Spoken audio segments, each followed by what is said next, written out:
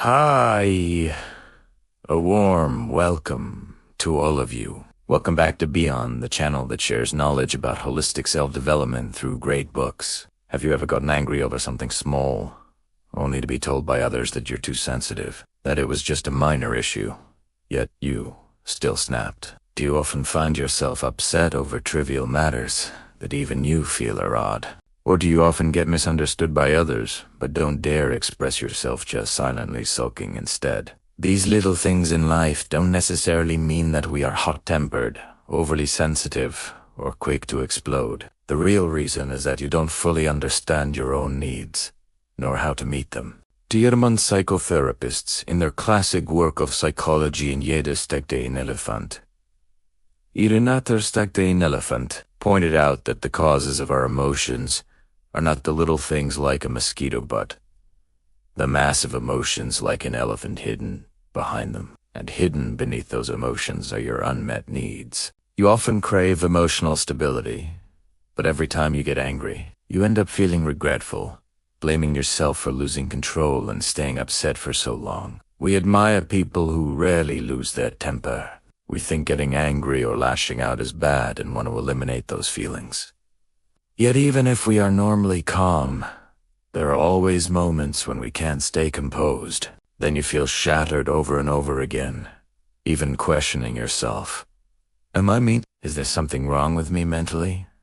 But please don't blame or judge yourself. No one gets angry over a small matter for no reason. No emotion appears out of nowhere. When we feel angry, resentful, or anxious, it doesn't mean we are ill-tempered or too sensitive. It simply means we are having a natural response to something troubling. What we need to do is not suppress or eliminate emotions, but to find the elephant hiding behind them, discover our true needs, and re-examine our own lives. This is the key that helps us master ourselves, so that we can live with peace and happiness, going in search of the giant emotional elephant hidden within you. In psychology, needs are a very important concept, based on Maslow's hierarchy of needs. Have you ever wondered why some small, seemingly insignificant events can provoke such a powerful emotional reaction from you? Why does a single critical remark from your boss, a casual comment from a friend, or a minor disagreement with your partner feel so overwhelming, sending you into a spiral of anger, sadness, or anxiety? The answer might lie in a giant emotional elephant hiding deep within your soul. Understanding this elephant is the first step toward emotional mastery and inner peace. According to Abraham Maslow's renowned hierarchy of needs, human happiness is built upon a foundation of fundamental requirements. These begin with our most basic physiological needs: food, water, sleep, and rest. Once those are met, we seek safety and security, followed by the need for love and a sense of belonging. Further up the pyramid are the needs for esteem and respect, both from others and for ourselves. Finally, at the very top, is the need for self-actualization, the desire to become the most that one can be. When our actions and experiences align with these needs, we feel a sense of joy and fulfillment, as if a crucial part of us has been satisfied. Conversely, when these deep-seated needs are unmet, a storm of negative emotions begins to brew. This is where the elephant comes in. It is the powerful, often hidden, manifestation of our unfulfilled emotional needs. Psychologists have helped us identify 7 common elephants that often lurk in the shadows of our psyche, each representing a core fear or unmet need. The first is the fear of losing protection, a primal anxiety about being vulnerable and unsafe. The second is the feeling of being disrespected, which strikes at our need for esteem. The third is the inability to set and maintain personal boundaries, leading to a sense of being controlled or invaded. Fourth is a deep-seated longing to be valued and appreciated for who we are and what we do. The fifth elephant is the painful feeling of being isolated and left out, a direct threat to our need for belonging. Sixth is the exhausting state of always having to compromise, making us feel that our own needs and desires don't matter. Finally, The seventh is the profound sense of feeling that no one truly cares about us, a feeling of deep loneliness and emotional abandonment. To some extent, we all encountered these 7 psychological states at various points in our lives. Most of the time, the elephant within us lies dormant, peacefully asleep. However, it only takes a single mosquito to awaken it in an instant. In this metaphor, the mosquito represents the seemingly small, everyday events that trigger a disproportionately strong emotional reaction. It could be a sharp word from a parent, a reproachful glance from a spouse, unexpected criticism from a boss, a colleague shifting blame onto you, or even a random insult from a stranger. These minor incidents act as catalysts, waking the giant beast within. So, how do we begin the process of uncovering this hidden elephant? The journey starts by paying close attention to the mosquito. When a mosquito bites, you feel a sharp sting of pain. This pain is a signal, like a sore spot in your soul, that activates your self-protection mechanism. This is an instinctive, almost universal human reaction designed to shield us from perceived threats. Typically, our self-protection behaviors fall into one of 2 categories: avoidance or attack. Some of us may even find ourselves swinging between these 2 extremes. If your go-to response is avoidance, you will likely try to escape the situation that feels dangerous or threatening. This can look like an ostrich burying its head in the sun. Tactic you might rationally know is ineffective, but emotionally feel compelled to use. For example, to avoid conflict. You might readily accept blame for something that wasn't your fault or surrender unconditionally, working tirelessly to please the other person just to restore a fragile peace. On the other hand, if your instinct is to attack, your behavior often becomes aggressive. This aggression can manifest in various ways, such as blaming others, giving someone the cold shoulder, constantly complaining, belittling those around you, or even resorting to psychological manipulation to force others into meeting your needs. The problem is that this kind of self-protection often causes us to lose our objectivity and rationality. It can lead to excessive behaviors like explosive outbursts of anger, lingering resentment, or a chronic habit of pointing fingers at everyone but ourselves. Why do we react in such predictable yet destructive ways? It's because we tend to view and handle problems through the lens of our own life experiences. This personal history is the crucial key to recognizing the giant elephant that resides within you. Your life experiences encompass everything you have gone through in the past, your most sensitive spots, your deepest fears, the wounds that have never fully healed, and the expectations you hold for yourself and for others.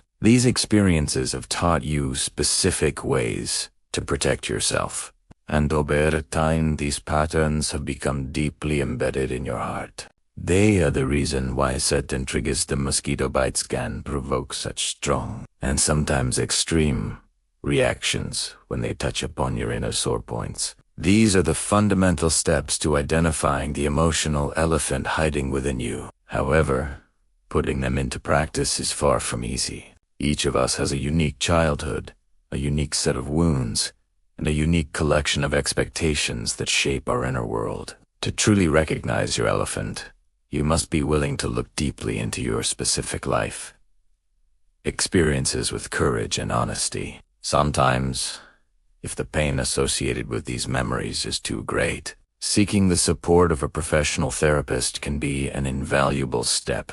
I hope this exploration serves as a starting point, helping you begin to identify your personal elephant by observing the tiny mosquitoes of your daily life. Because only by taking these initial, crucial steps can we progress toward the more decisive actions of healing and transformation. In our next session, we will delve into some typical case studies, allowing you to see yourself in these stories, and begin the profound journey of self-healing, the journey to finally meet, understand, and tame the elephant hidden in your soul. Soothing the resentful elephant means learning to put your own happiness first. This massive creature often hides behind a common mindset.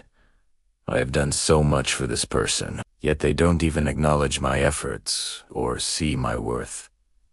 This Feeling of being unappreciated can grow until it casts a long shadow over any relationship, turning small disagreements into major conflicts.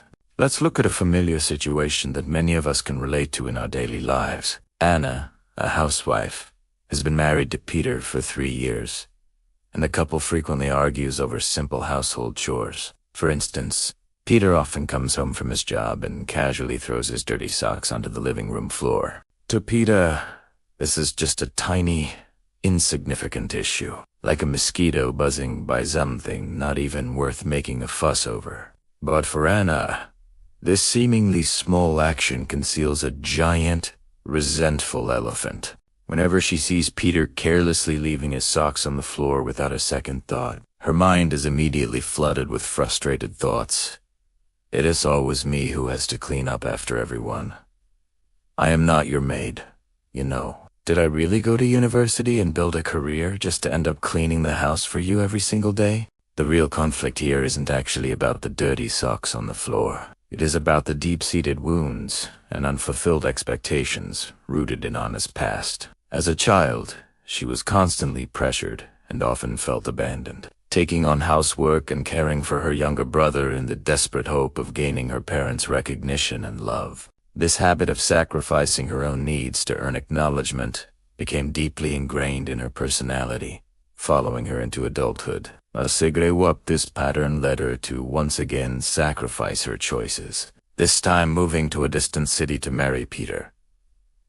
In this new place, she struggled to find suitable work, leading her to spend all her time managing the home. However, instead of receiving the support and recognition she craved from her husband, she found only arguments and misunderstandings. And so, within her, a giant elephant of resentment was always lurking in the shadows, waiting for the smallest trigger to emerge. In life, countless people choose to sacrifice their hobbies, careers, personal time, and even their most fundamental needs in order to adapt for someone else. But such seemingly noble sacrifice can very easily become the grave where a relationship goes to die. It builds a foundation of unspoken expectations and quiet resentment that slowly erodes the connection between two people. There's an old saying that wisely states, "Too much of anything is harmful. Just enough is always best."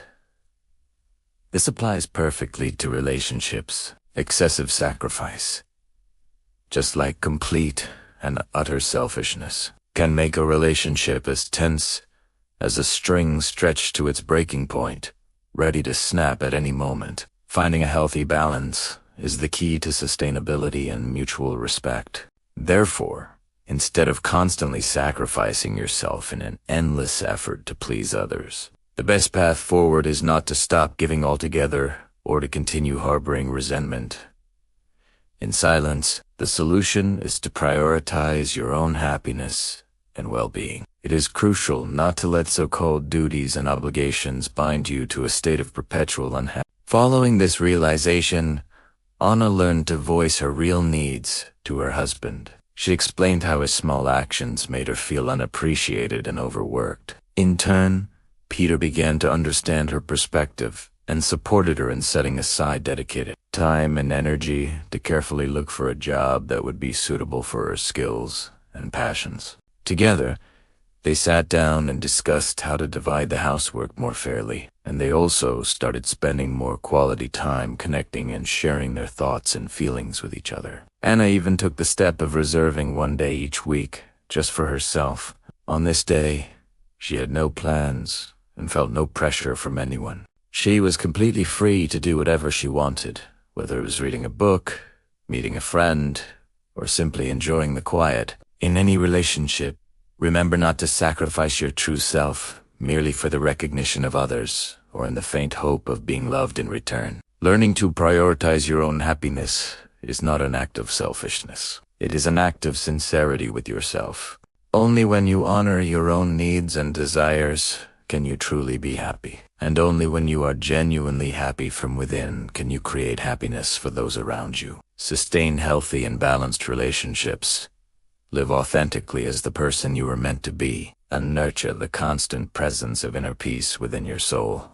When others show you disrespect, The most crucial lesson isn't about winning their approval, but about learning to truly love yourself. The book shares a compelling case study about a man named Step who became enraged when his car was scratched. He immediately confronted the other driver, initiating a fierce argument. The other person, however, responded with arrogance and dismissed him. Even though the damage to the car was minor, Step's anger festered for days, leaving him unable to find his calm. In truth, the source of Step's profound pain wasn't the scratch on his car, or even the other driver's rudeness. The real issue stemmed from his deeply ingrained belief that others must respect him. The driver's dismissive attitude made Step feel utterly powerless, as if he had no control over how he was perceived, stripping him of his sense of worth. This incident triggered a flood of painful memories from his childhood. He recalled the shame he felt as a young boy whose family had a lower social status than their neighbors.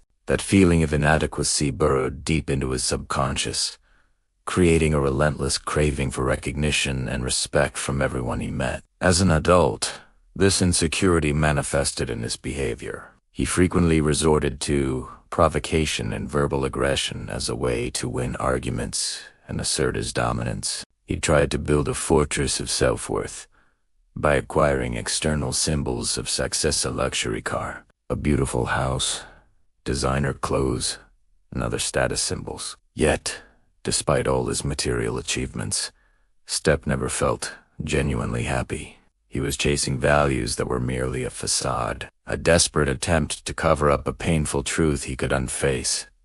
He had never learned to genuinely love himself. The renowned psychologist Alfred Adler, in his book, What Life Could Mean to You, explained that feelings of inferiority can serve as a powerful motivation for people to strive for excellence and overcome challenges. However, when these feelings morph into an inferiority complex, they can strip life of its meaning and happiness, trapping individuals in a cycle of despair.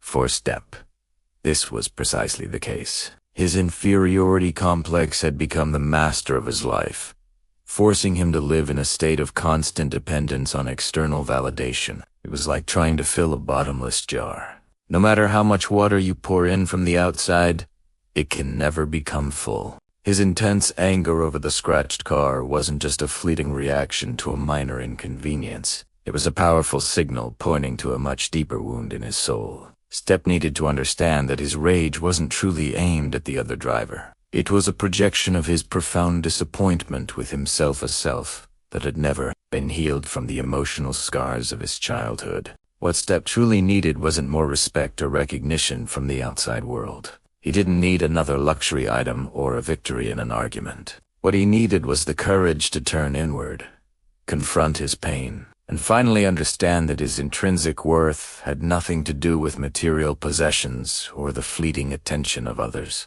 His value was inherent, unconditional, and independent of external approval. Only when Step could begin the journey of loving himself without needing anyone else's permission or validation, he finally soothed the raging emotional elephant within him. Only then would he be free from the compulsion to use harsh words to win arguments. Only then would he no longer be a prisoner to the anger sparked by the actions of others. True peace would not come from changing the world around him, but from transforming the world within.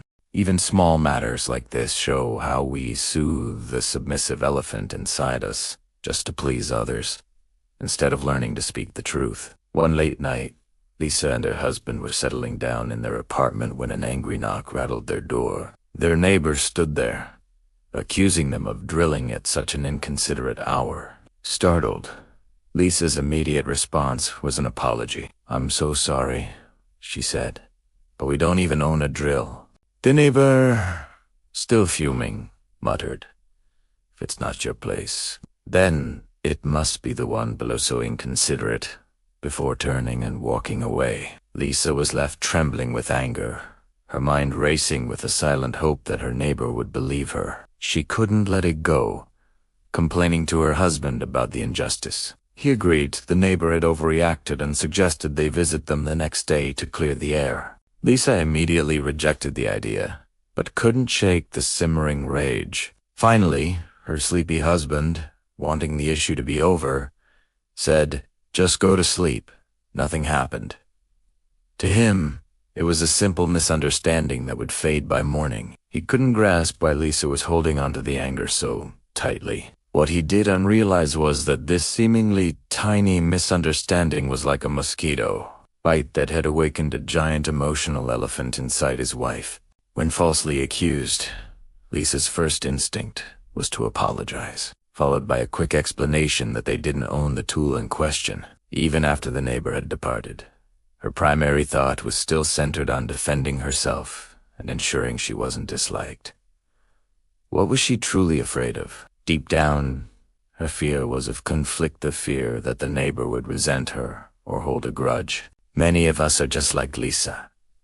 We are terrified of upsetting others, unable to speak our truth even when we feel profoundly wronged. We consistently yield, unable to say no, even when every part of us wants to. But living this way is a slow form of self-destruction. Over time, this suppressed energy either erupts in a violent outburst or pulls us into an endless, draining cycle of depression and confusion. That is why it is crucial that we explore the deeper roots of why we fear displeasing others. For Lisa, the origin of this behavior began in her childhood. She grew up in a home that lacked love and a fundamental sense of safety. Her mother was conflict avoidant, while her father demanded absolute, unquestioning obedience. From a young age, Lisa learned that she must never anger him, or the fragile piece of their family would shatter into a million pieces. A pivotal moment occurred when she was 12 years old.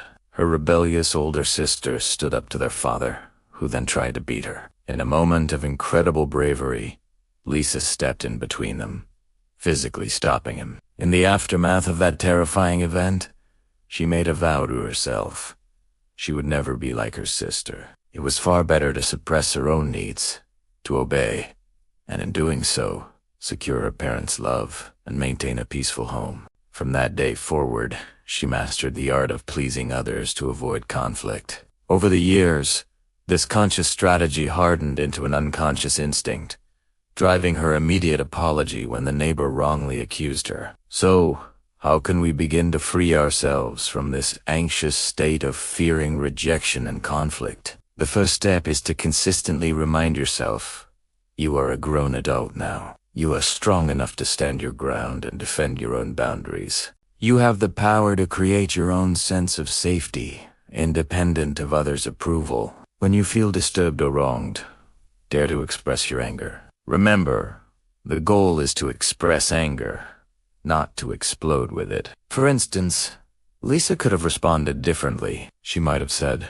"Yes, the sound of drilling is indeed unpleasant. It reminds me of being at the dentist. But before making accusations, could you please at least verify if the noise was actually coming from my apartment?" Experts caution that expressing your needs always carries the risk of rejection. But even if you are rejected, as long as you remain aware of your own inner strength and worth, that rejection will feel like nothing more than a mosquito bite, annoying, but manageable. It will not feel like being trampled by an enraged elephant. Only by taking this risk and the part of you that desperately craves others' approval finally grow up. Don't just swat the mosquito, learn to embrace the elephant. In reality, very few of us grow up in perfect families. Negative childhood experiences accumulate over time, creating a giant emotional elephant that we carry with us for the rest of our lives. This elephant is heavy, and it shapes our reactions to the world in ways we often don't understand. Think of a child who feels unfairly treated compared to a sibling. But when they voice their feelings, their parents dismiss them, saying, "You're the older one. You should be mature and just give in." Or consider a child who is being bullied at school and is told by a well-meaning adult, "Just go to class,"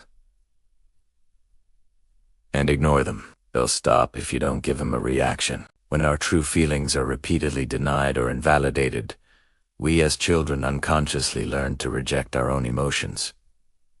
We start to believe, my feelings must be wrong. They're unacceptable.